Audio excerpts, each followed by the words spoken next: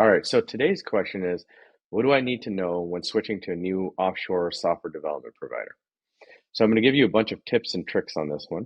The first is that they have to pick up the phone when you call them in case of an emergency. So in any long-term relationships, there's going to be issues that crop up.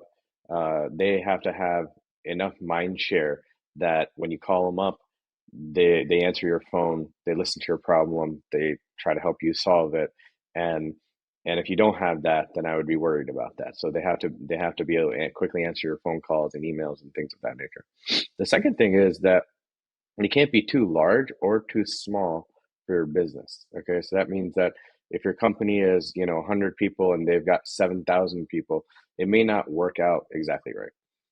The third thing is the actual team on the ground has to be really good. Now, this might sound like a no-brainer, but oftentimes what providers do is they give you their sort of like best people when they're trying to make the sale and get you to sign up with them. But then the actual team they give you is like a B or C team.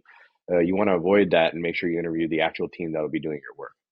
The fourth thing is culture has to be similar enough where you have to be able to like work together culturally. So if you're in the United States and they're in East Asia or something like that, are you guys going to be able to relate to each other in the right way? Of course, you can put in systems to mitigate that, but that cultural overlap has to be just enough, like speaking the same language, that sort of thing.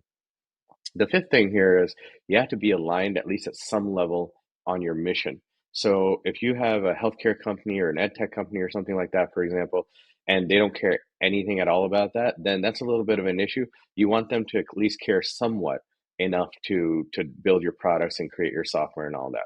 And the last one is the sort of identity has to be aligned. What I mean by that is, let's say you have a product that's completely in maintenance mode and you go and you hire a shop that's used to doing new product innovation. Well, that's not really probably going to work.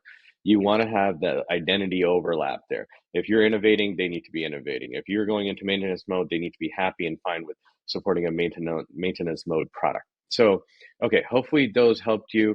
And thanks so much for submitting the question. If you want something answered, go ahead and submit them in the comments below. Talk to you next time.